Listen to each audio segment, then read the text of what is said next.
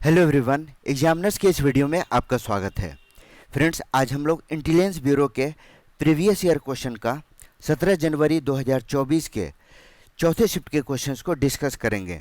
तो please video start करने से पहले एक बार लाइक, शेयर एंड सब्सक्राइब जरूर करें। आज का पहला क्वेश्चन है, कंसीडर द फॉलोइंग स्टेटमेंट्स। निम्नलिखित कथनों पर विचार कीजिए। The government of India act of 1858 was a response to the Indian Rebellion of 1857 and the East India Company lost all its administrative power following the Government of India Act 1858 and its Indian possession and armed forces were taken over by the Crown। 1858 का भारत शासन अधिनियम 1857 के भारतीय विद्रोह की प्रतिक्रिया था और इस अधिनियम के बाद ईस्ट इंडिया कंपनी ने अपने प्रशासनिक अधिकार खो दिए तथा उसके भारतीय अधिकार और सशस्त्र बल क्राउन यानी ब्रिटिश राज के अधीन हो गए। यह स्टेटमेंट बिल्कुल सही है। 1857 के विद्रोह के बाद भारत शासन अधिनियम 1858 यानी 1858 आया, जिसमें भारतीय क्षेत्रों का प्रशासन अब कंपनी के हाथों से लेकर ब्रिटिश क्राउन के हाथ में दे दिया गया।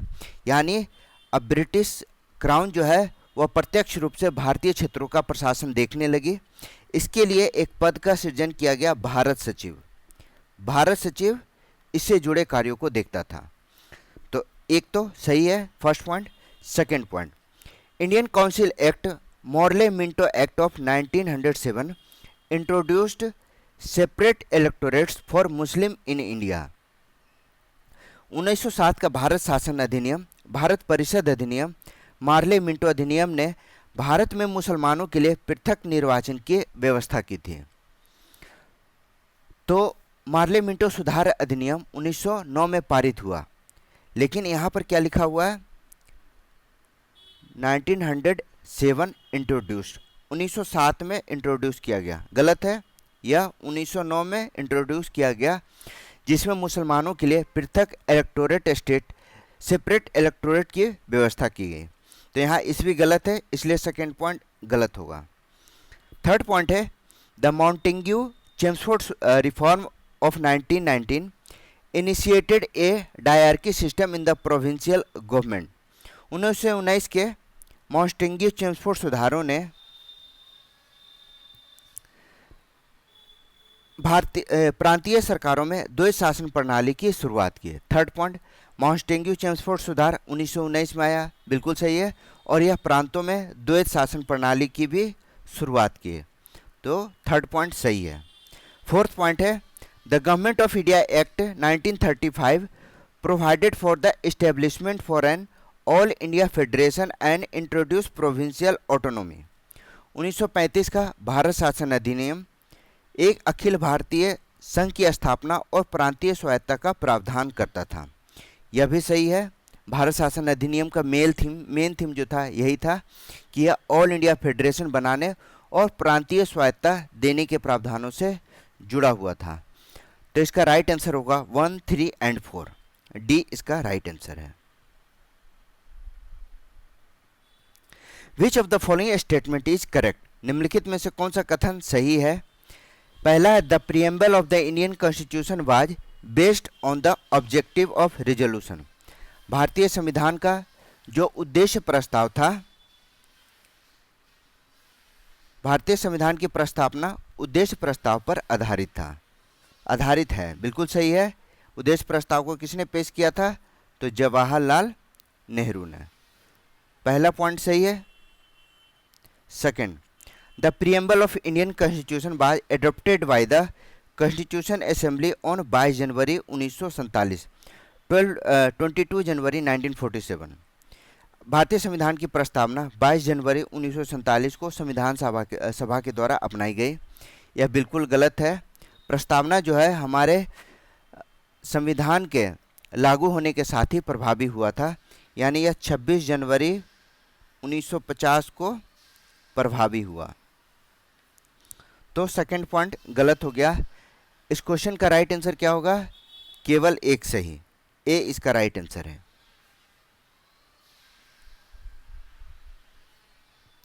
विच state has the highest male literacy rate as per 2011 census.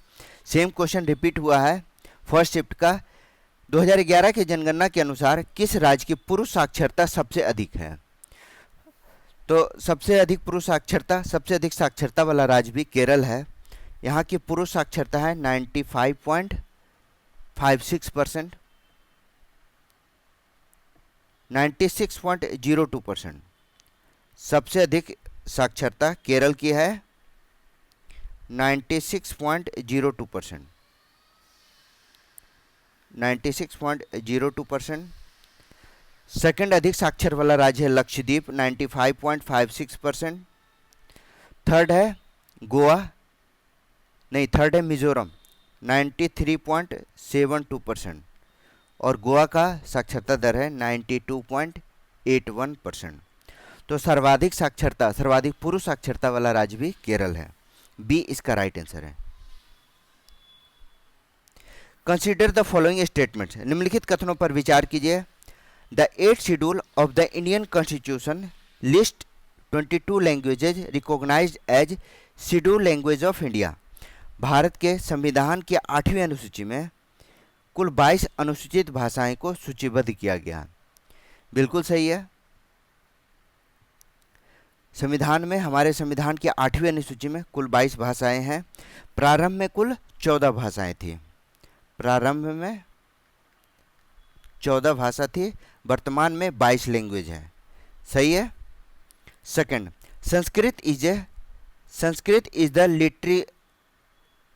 Liturgical language of Hindus, Buddhism and Jainism and is one of the 22 language listed in the 8th schedule. Sanskrit Hindu धर्म, बौद्ध धर्म और जैन धर्म की धार्मिक भाषा है तथा यह 8वीं अनुसूची में सूचीबद्ध 22 भाषाओं में से एक है। यह भी बिल्कुल सही है। सेकंड पॉइंट भी सही है, फर्स्ट पॉइंट भी सही है। Third point, Konkani spoken in the western coastal region of India was added to the 8th schedule in the 71 amendment of the constitution. Konkani को, जो भारत के पश्चिमी तटीय क्षेत्रों में बोली जाती है, संविधान के 71वें संविधान संशोधन के द्वारा 8वीं अनुसूची में शामिल किया गया है। ठीक है, तो यह भी सही है। थर्ड पॉइंट भी सही है। तो इसका राइट आंसर क्या होगा? 1, 2 एंड 3। कोंकणी को कोंकणी, मणिपुरी और नेपाली, कोंकणी, मणिपुरी और नेपाली को 71वें संविधान संशोधन के द्वारा 8वीं अनुसूची में शामिल किया गया। 71वां संविधान संशोधन कब आया था? 71st अमेंडमेंट एक्ट 1992 में। क्लियर है? तो सी इसका राइट आंसर है। कंसीडर द फॉलोइंग स्टेटमेंट, निम्नलिखित कथनों पर विचार कीजिए। त्रिपिटक बौद्ध विहारों का पारंपरिक नाम है। The Tripitaka is the traditional term for Buddhism monastery. बिल्कुल ही गलत है। त्रिपिटक जो है वह बौद्ध ग्रंथ है। यह गलत है। जो त्रिपिटक है वह बौद्ध ग्रंथ है, जिसके अंतर्गत है, त्रिपिटक एक बौद्ध ग्रंथ है।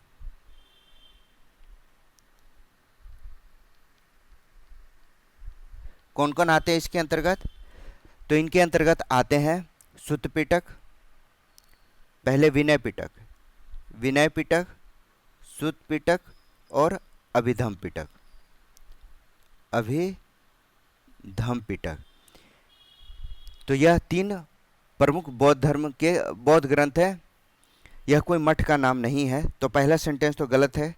सेकंड क्या है? The Jataka are a voluminous body of literature concerning the previous birth of Gautama Buddha. Jataka कथाएं गौतम बुद्ध के पूर्व जन्मों से संबंधित विस्तृत साहित्य का संग्रह है। यह भी बहुत सही है। जो जातक कथाएं हैं, जो जातक ग्रंथ है, उसमें बुद्ध के पूर्व जन्मों की कहानियों का वर्णन किया गया है। थर्ड है the second Buddhist council was convened at Kudankulam Kashmir and resulted in the first schism in the Sangha. यहाँ कुछ मिसिंग है। द्वितीय बौद्ध संगीति का आयोजन कुंडलवन कश्मीर में हुआ। इसके परिणाम स्वरूप संघ का पहला विभाजन हुआ। तो द्वितीय बौद्ध संगीति यह वैशाली बिहार में हुई थी, यह कश्मीर में नहीं हुई थी। द्वितीय बौद्ध संगीति 383 ईस्वी में वैशाली बिहार में हुआ था, वैशाली बिहार में। ठीक है, तो यह गलत है जो कि क्वेश्चन में लिखा गया, कश्मीर कुंडल वन में हुआ, तो थर्ड ऑप्शन गलत हो गया। फोर्थ पे आते हैं, the Mauryan emperor Ashoka embraced Buddhism after the battle of Kalinga and help in its spread. बिल्कुल सही है, मौर्य सम्राट अशोक ने कलिंग युद्ध के बाद बौद्ध धर्म को अपनाया और उसके प्रचार प्रसार में सहायता की। अपने पुत्र महेंद्र और संघमित्रा को श्रीलंका में बौद्ध धर्म के प्रचार के लिए भेजा था। तो यह भी सही है, फोर्थ नंबर। इसका राइट आंसर होगा केवल 2 और 4, ए इसका राइट आंसर है।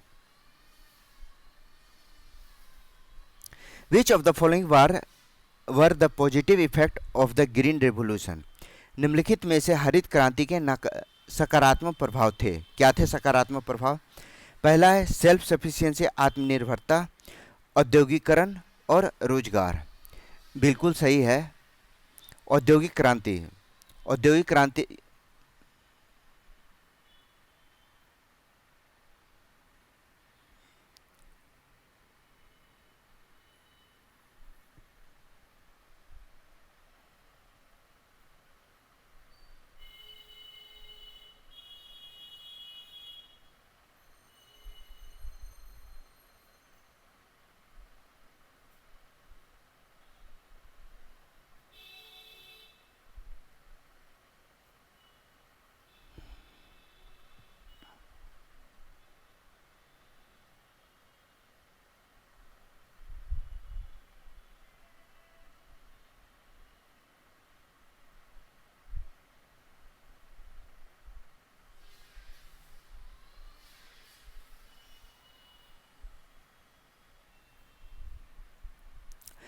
Which of the following were the positive effect of green revolution.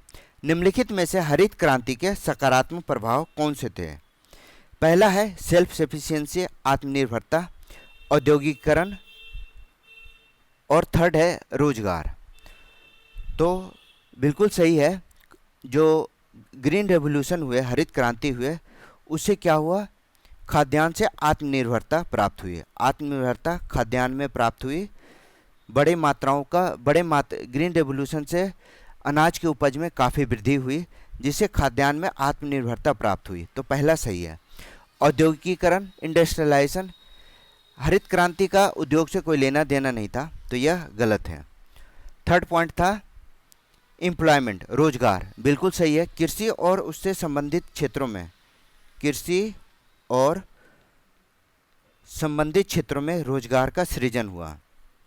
संबंधित क्षेत्र में रोजगार का सृजन हुआ, तो सी पॉइंट सही है। इंक्रीज इन क्रॉप प्रोडक्शन, फसल उत्पादन में वृद्धि हुई। हरित क्रांति का उद्देश्य था फसल उत्पादन में वृद्धि, इसीलिए इसमें हाई यील्ड वैरायटी के, जिसे HYV कहते हैं, हाई यील्ड वैरायटी के बीजों का प्रयोग किया गया था। तो इस क्वेश्चन का राइट आंसर होगा A, C and D, B इसका राइट आंसर है।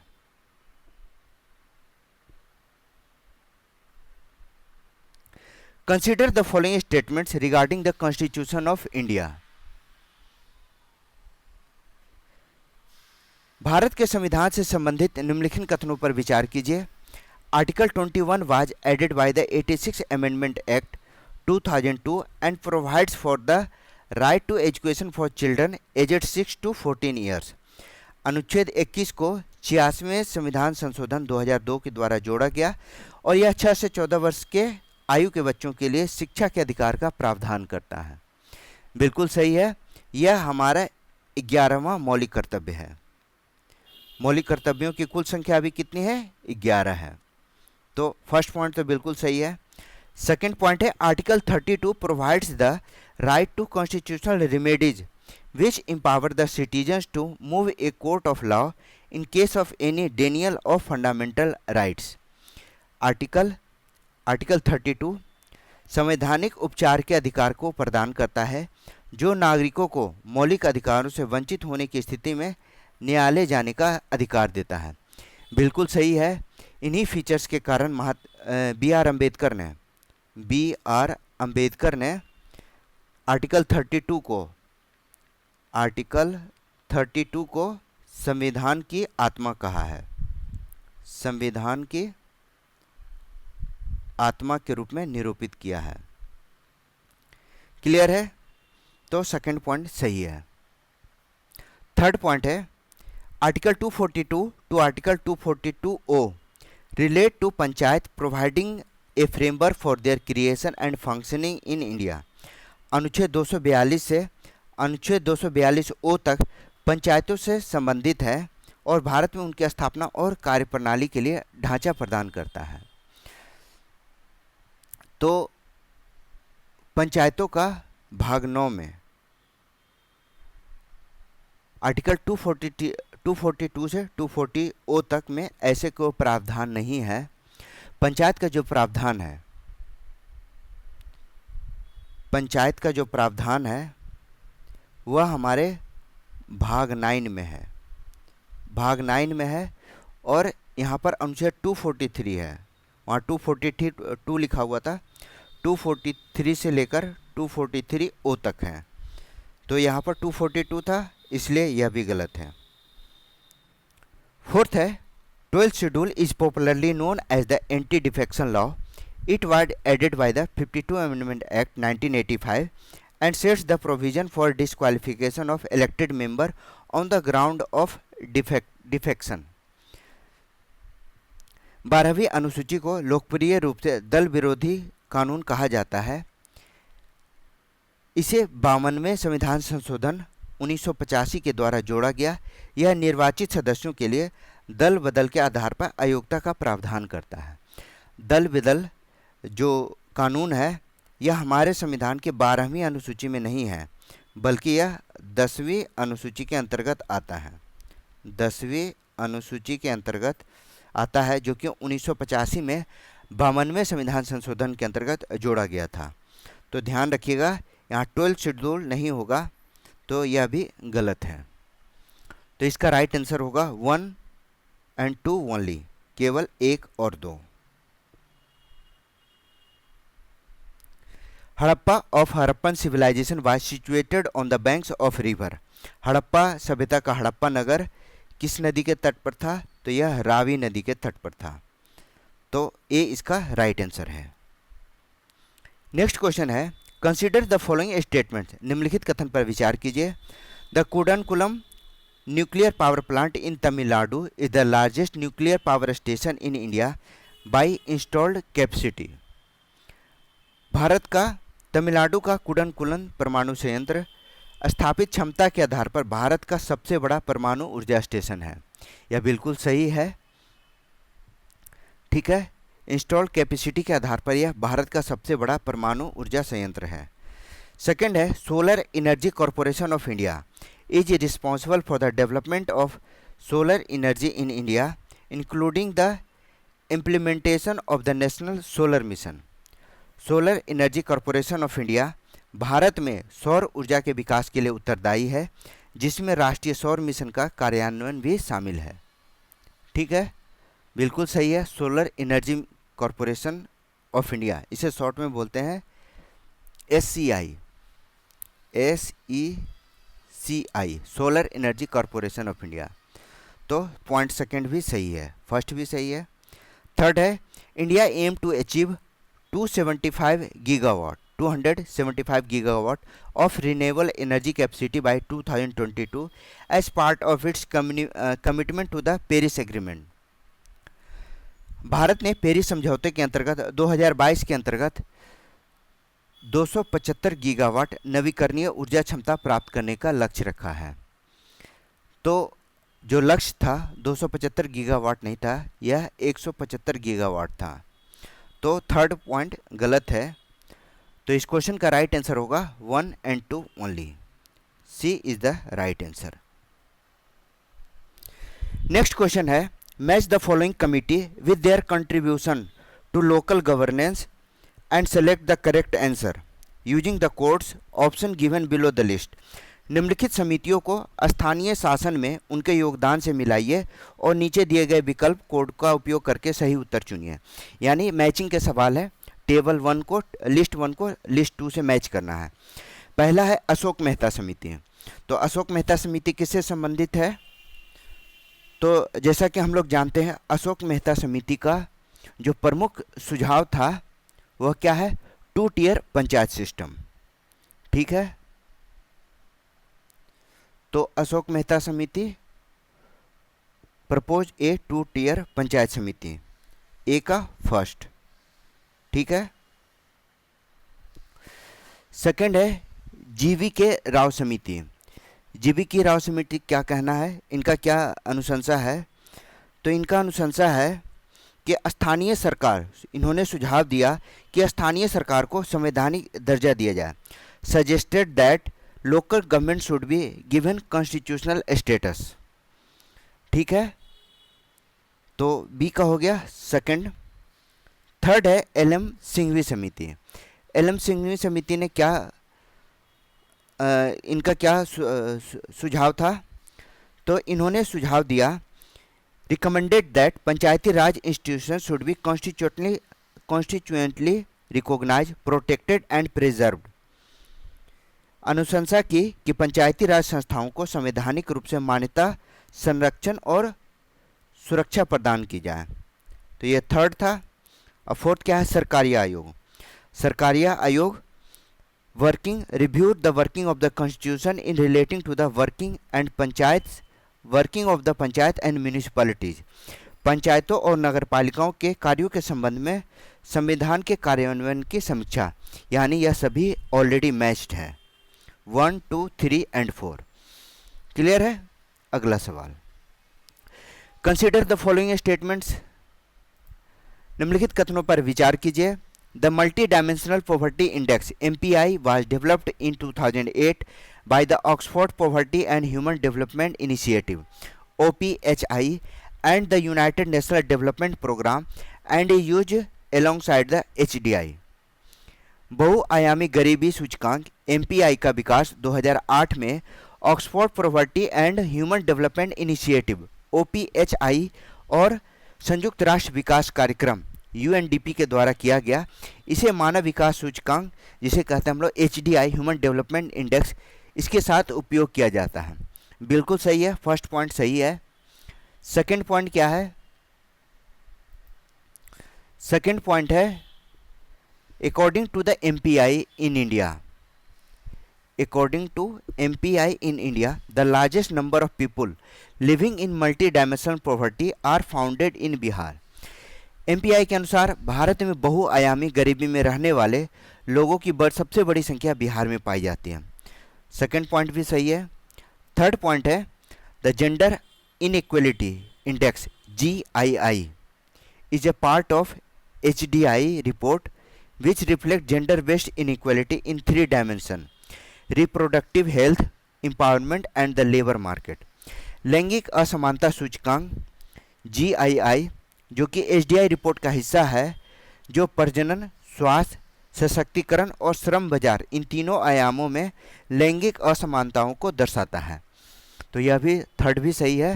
तो इसका राइट आंसर होगा 1, 2 and 3। C is the right answer. Next question है, which of the following rivers are west flowing rivers. निम्नलिखित में से कौन सी नदियां पश्चिम की ओर बहने वाली नदियां हैं? ऑप्शन है तापी, नर्मदा, कृष्णा और गोदावरी। तो तापी नदी यह पश्चिम की ओर बहने वाली नदी है, नर्मदा भी पश्चिम की ओर बहती है, जबकि कृष्णा और गोदावरी यह दोनों पूर्व की ओर बहने वाली नदियां हैं। ठीक है, तो इसका राइट आंसर क्या होगा? इसका राइट आंसर है A और B। क्वेश्चन में पूछा गया पश्चिम की ओर बहने वाली नदियां कौन है, तो ये है ताप्ती और नर्मदा। अगला सवाल है, कंसीडर द फॉलोइंग स्टेटमेंट। निम्नलिखित कथनों पर विचार कीजिए। Humayun tomb was built by Jahangir as a tribute to his grandfather. Humayun का मकबरा जहांगीर ने अपने दादा की स्मृति में बनवाया था। बिल्कुल गलत है। जो हुमायूं टॉम है उसे हुमायूं की पत्नी हाजी बेगम ने बनवाया था। हाजी बेगम ने बनवाया था। क्लियर है? तो हुमायूं टॉम हाजी बेगम ने बनवाया था। पहला सेंटेंस गलत है। सेकंड है, the Din e Ilahi an eclectic religion was propagated by Akbar. Din e इलाही एक मिश्रित धर्म जो कि अकबर के द्वारा प्रचारित किया गया था। बिल्कुल सही है। इसमें विभिन्न धर्मों की अच्छी क्वालिटी को समाहित किया गया था। सेकंड पॉइंट सही है। थर्ड है, Jahangir is well known for installing what is known as the chain of justice at the Agra fort. Jahangir ने चेन ऑफ जस्टिस के रूप में न्याय की एक जंजीर लगाई थी। कहाँ? आगरा किले में। बिल्कुल सही है। जहांगीर अपने न्याय की जंजीर के लिए काफ़ी प्रसिद्ध था। तो इसका राइट आंसर क्या होगा? केवल 2 और 3, ए इसका राइट आंसर है। Which of the following statements is correct? निम्नलिखित में से कौन सा कथन सही है? Executive bodies are constitutional and non statutory. कार्यपालिका निकाय संवैधानिक और गैर वैधानिक होते हैं। गलत है। यह गैर वैधानिक नहीं होते बल्कि यह कार्यपालिका के अंग होते हैं। ठीक है, तो फर्स्ट पॉइंट गलत है। सेकंड पॉइंट है, statutory body are non constitutional body. वैधानिक निकाय असंवैधानिक निकाय होते हैं। नॉन कॉन्स्टिट्यूशनल बॉडी होते हैं। यह कानून के द्वारा स्थापित वैधानिक निकाय जो होते हैं, हिंदी थोड़ा गलत लिखा हुआ है, यह नॉन कॉन्स्टिट्यूशनल होते हैं। नॉन कॉन्स्टिट्यूशनल बॉडी होते हैं। ये संसद द्वारा बनाए गए कानून से स्थापित होते हैं। ठीक है, तो इसका राइट आंसर क्या होगा? केवल बी होगा। जैसे इसका उदाहरण क्या है? सेबी है, नेशनल ह्यूमन राइट कमीशन है, यह सभी क्या है? तो यह वैधानिक निकाय है। ठीक है, तो डी इसका राइट आंसर है। Consider the following statement. निम्नलिखित कथनों पर विचार कीजिए। Under Nepal India treaty of trade 2009 duty free access into the Indian market for all Nepali manufactured goods is provided a non reciprocal basis. Bharat Nepal व्यापार संधि 2009 में हुआ था। इसके अंतर्गत सभी नेपाली उत्पादित वस्तुओं को भारतीय बाजार में शुल्क मुक्त प्रवेश गैर प्रतिनादात्मक आधार पर प्रदान किया गया। बिल्कुल सही है। यह नॉन रेसिप्रोकल आधार पर आदान प्रदान किया गया और यह बाजार में उपलब्ध कराया गया। जो भारतीय बाजार है उन्हें उपलब्ध कराया गया। सेकेंड पॉइंट है, there has been a free trade and commerce between the territories of India and Bhutan since the signing of the treaty between the government of India and the royal government of Bhutan in 1949। 1949 में भारत सरकार और भूटान की राजकीय सरकार के बीच संधि पर हस्ताक्षर होने के बाद से भारत और भूटान के बीच मुक्त व्यापार और वाणिज्य रहा। सही है। भारत और भूटान के बीच संधि 1949 में हुई थी, जिसके अंतर्गत दोनों देशों के बीच मुक्त व्यापार और वाणिज्य शुरू हुआ था। थर्ड है, Indian government has started trade in the rupee with neighbouring country including Nepal and Bhutan. Bharat सरकार ने नेपाल और भूटान पड़ोसी देशों के साथ रुपये में व्यापार करना शुरू किया। यह भी सही है। थर्ड सही है। फोर्थ पॉइंट है, India is a part of BIMSTEC bay of Bengal initiative for multi sectoral technical and economic cooperation. BIMSTEC का फुल फॉर्म जरूर याद रखिएगा, कई बार पूछा गया है। Which aim to bridge south and west Asia. तो भारत बिम्स्टेक का सदस्य है। ठीक है। बहुक्षेत्रीय तकनीक और सहयोग के लिए बंगाल की खाड़ी का पहल बिम्स्टेक का फुल फॉर्म है का हिस्सा है, जिसका उद्देश्य दक्षिण और पश्चिम एशिया को जोड़ना है। तो यह गलत है, यहाँ पश्चिम एशिया नहीं होगा, दक्षिण एशिया को जोड़ना है। तो फोर्थ पॉइंट गलत है। इसका राइट आंसर होगा 1, 2 और 3। याद रखिएगा, बिम्स्टेक का उद्देश्य क्या था? तो बे ऑफ बंगाल क्षेत्र में दक्षिण एशिया को जोड़ना, दक्षिण एशिया और दक्षिण पूर्व एशिया को जोड़ना, दक्षिण पश्चिम को नहीं। ठीक है, दक्षिण और दक्षिण पूर्व एशिया को जोड़ना। अगला सवाल, who was the founder of Khilji dynasty? Khilji वंश का संस्थापक कौन था? तो खिलजी वंश की स्थापना किसने की है? जलालुद्दीन फिरोज खिलजी। जलालुद्दीन फिरोज खिलजी ने 1290 में, सी इसका राइट आंसर हुआ, 1290 में खिलजी वंश की स्थापना की। ठीक है, गुलाम वंश का अंत करके खिलजी वंश की स्थापना 1290 में जलालुद्दीन फिरोज खिलजी के द्वारा की गई। अगला सवाल, द अर्थशास्त्र कंसिस्ट ऑफ, अर्थशास्त्र में कितने बुक्स हैं? इन बुक्स को अधिकरण कहा गया है। अधिकरण, तो अर्थशास्त्र में कुल 15 अधिकरण हैं। 15 अधिकरण हैं। चाणक्य ने अर्थशास्त्र की रचना की थी, चाणक्य ने, जिसका विषय राजनीति और प्रशासन है। ठीक है, कंसीडर द फॉलोइंग स्टेटमेंट्स, निम्नलिखित कथन पर विचार कीजिए। India A net exporter of iron and zinc ores, Bharat लोहा और जस्ता अयस्कों का शुद्ध निर्यातक है। ठीक है, तो भारत लोहा का एक्सपोर्टर है, निर्यातक है, लेकिन जस्ता का आयात करता है। तो यह जो सेंटेंस है वह पार्शियली रूप से गलत है। ठीक है, सेकेंड पॉइंट क्या है? The Khetri copper belt in Rajasthan is a significant copper producing region in India. Rajasthan का खेतड़ी है, कॉपर बेल्ट भारत का महत्वपूर्ण तांबा उत्पादक क्षेत्र में है। बिल्कुल सही है, खेतड़ी, राजस्थान का जो खेतड़ी है वह तांबे के उत्पादन के लिए प्रमुख है। थर्ड पॉइंट है, the majority of India petroleum production comes from the offshore field in the bay of Bengal. Bharat का अधिकांश पेट्रोलियम उत्पादन बंगाल की खाड़ी के अपतटीय क्षेत्रों से आता है। गलत है, यह अरब सागर के बॉम्बे हाई से आता है। अरब सागर से, क्वेश्चन में कहा गया बंगाल की खाड़ी के अपतटीय क्षेत्र से आता है, बिल्कुल गलत, यह अरब सागर से आता है। बॉम्बे हाई अरब सागर में है, तो थर्ड पॉइंट गलत है। फोर्थ है, the Zawar mines in Rajasthan are famous for their zinc and lead reserve. Rajasthan की जवार की खानें अपने जस्ता और शीशों के भंडार के लिए, जस्ता और लेड के भंडार के लिए प्रसिद्ध हैं। तो यह सही है। तो इसका राइट आंसर क्या होगा? 2 और 4, ए इसका राइट आंसर है। नेक्स्ट क्वेश्चन है, Hinayana and Mahayana are the branches of which of the following religion. Hinayana और महायान निम्नलिखित में से किस धर्म की शाखाएं हैं? आसान सवाल है, यह बौद्ध धर्म की शाखाएं हैं। कालांतर में बौद्ध धर्म में फूट हो गया और यह 2 भाग में बट गया, एक है महायान और दूसरा है हीनयान। ठीक है, तो ए इसका राइट आंसर है। Which of the following statements related to microeconomics is correct? निम्नलिखित में से कौन सा कथन समष्टि अर्थशास्त्र से संबंधित है?